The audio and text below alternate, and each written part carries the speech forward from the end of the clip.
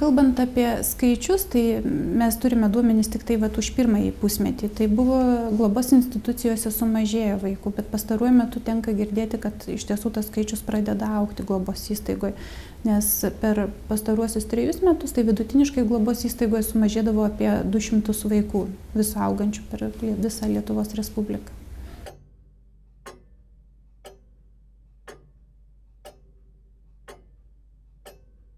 Dabar sakyti, kad jie visi sveiki ir visi labai tokie nuostabus ir gražūs, tai būtų tikrai negalima, nes tos mamos yra, kokios yra. Daugiausia socialios, daugiausiai geriančios, narkomanės, deja pasitaiko ir studenčių, pasitaiko ir moterų gana iš turtingo luomo, jeigu taip galima pasakyti, nesocialių šeimų. Ir savaime suprantama, kad tėvai yra. Ir mamos yra. Ir sakyti, kad jie yra našlaičiai, tikrai negalima. Kokie 2-3 per metus 4 atsiranda našlaičiai. Tik tai tikri našlaičiai, kurių mamos nėra nei mamos, nei tėčio, ir jie numirę ar kur nors žuvę ir taip toliau. Tokių labai mažai yra. Bet svarbu dar vienas momentas šituose vaikučiuose, kad didžioji dauguma, 70% beveik, neparašyta, kad jie turi tėvą. Tai aš drąsiai pasakau, kad tos mamos praktiškai nežino, kas yra vaikučių tėvai. Tai čia yra didžiausia mūsų visuomenės problema ir didžiausias, aš manyčiau, moters nuosmukis. Mamutė jį, pririšdavo prie ožio, malkom pjauti, ir pati savo išeidavo ištisom dienom, aišku, ir savaitėm. Ir tas vaikas taip augo. Jis nemoka vaikščioti, jis kalbėti nemoka. Labai skaičius aiškiai atspindi tą situaciją, kad tarkim šiai dienai mes dirbame su 770 vaikų, būtent šiems vaikams ieškom įtėvių globėjų šeimos ir iš jų tik 34 vaikai yra tikrieji tie vadinami našlaičiai. Visi kiti vaikai yra vadinami socialiniai našlaičiai arba tėvų palikti apleisti vaikai.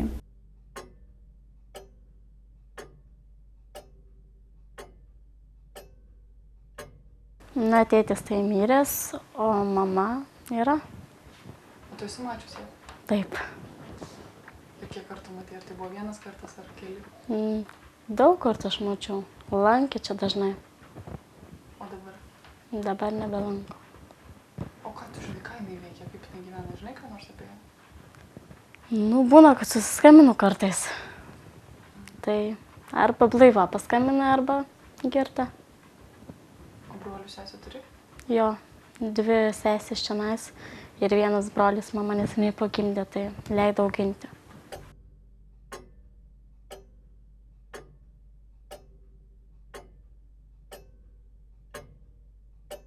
O ką tu atsimeni iš to laiko, gyvenai su mama? Ar tai buvo gražūs šviesus prisiminimai, ar būdavo, nežinau, dienų akimirkų, kai tu verkdavai, bijodavai ar bėgdavai? Su mama nieko gero. Nes jinai susidėjo su tokiu patėviu, jisai labai mušdavo mane ir sesės. Dėl mušimo vien galima pasakyti, kad mes ir atsidurėm vaikų namuose. O jį dabar dar ir gyvena su to patėviu? Ne, jau su kitu. Tas patėvis kalėjime sėdi. Tu pati, pažiūrėt, ateina ir pasako, Aulius, ateis žmonės, kurie nori paimti į šeimą, vaiką, mergaitę, sakykim. Tai atsiranda kažkokių vilčių, noro, svajonė kažkokia, ar tu tiesiog jau apie tai nebegalvoji? Atsiranda noro. Ir eitum drąsiai į kitą šeimą, žinodama, kad tavo mama kažkur yra? Ne. O manai, mama priekaištautų tau už tokį elgesį? Jis man sakė, kada pasiėmė į vaikų namus ir sužinojo, kad teisės iš jos atimtos, pasakė, sako, neleisk, kad tave įsivaikintų kas nors. Sako, jau jeigu įsivaikins, tai apie mane pamiršk visam gyvenimui. Kuo tu save tapatini? Ar tu jautiesi nežinau, pamesta, ar tu jautiesi našlaitė, kaip tu įvardintum, va, tą savo statusą, taip sakykim? Nu, man atrodo, kad aš toks pas vaikas, kaip ir visi kiti. Tai jeigu tave kas nors sakytų, va, tu esi našlaitė, tai tu nesijautėsi esant? Ne, nes turiu ir globėją čia.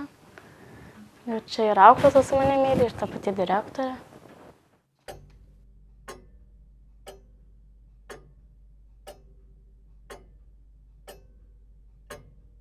Tai dabartiniai auklėtinių problema, vat ir kur jūs palėtėt, ir yra ta.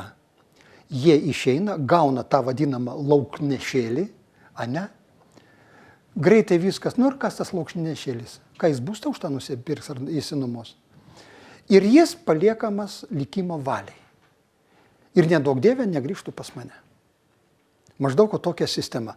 Tai iš tikrųjų, va čia yra viena iš blogybių, kur reali gyvenimo situacija nubloškia jos į tas kraštutinės ribas. Aš nežinau, kodėl Lietuvoje nenorime, kad tie vaikai augtų šeimose. Visi vaikai mūsų neįvaikinti eina į vaikų namus.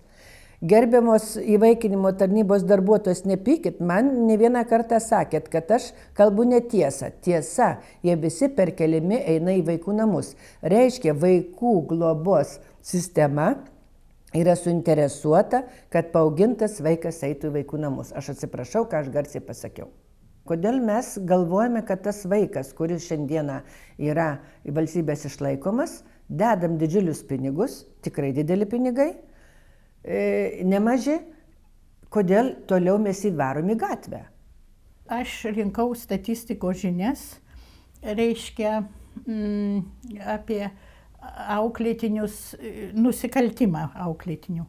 Ir jūs galite įsivaizduoti, anais laikais išėjusi už globos, iš vaikų namų, ten nebuvo pilnas procentas, 0,9.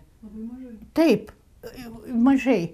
Šiuo metu sako, kad labai daug. Jis išeina bernauti kaimo vietovėje. Ir mes tokių bernaujančių merginų šiandieną jau 5 vaikus auginame. Nes ji neturi kur gyventi. Ji tik nueina mergauti, bernauti padienio darbuotojų. Viskas, be profesijos. Tai kitaip tariant, jūs tiesiog kartas auginat? Ir tada išeina, kad mes jau auginame kartas. Ir taip karta iš kartos eina į tokią pražūtį. Ir savaime suprantama, kad ir valstybė eina į pražūtį, ir mūsų visuomenė eina į pražūtį.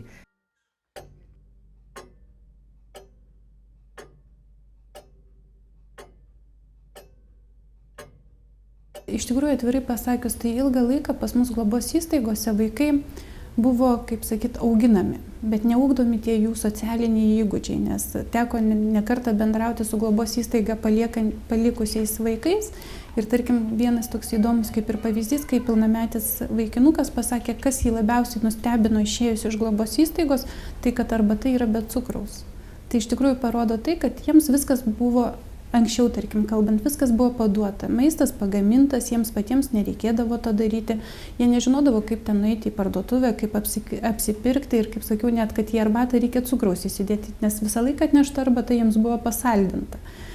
Dabar vėlgi globos institucijos persitvarko ir dažniausiai jos pertvarkomos į šeimynas, taip vadinamas. Tai būtent ten jau vaikams yra sudaromos sąlygos ir gamintis, ir tarkim, skalbtis, ir būtent ieškoma visų įvairių galimybių, kaip ugdyti tuos socialinius įgūdžius, kaip išmokinti vaikus pasirūpinti pačiais savimi.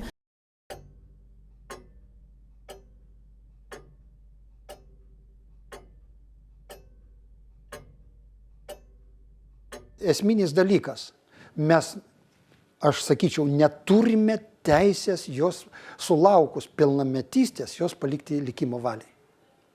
Vadinasi, tai jeigu valstybė serga, o tai yra valstybės liga ir sunki liga, tai mes turime ieškoti vaistų ligai gydyti. Bet klausimas, ar mes norim to?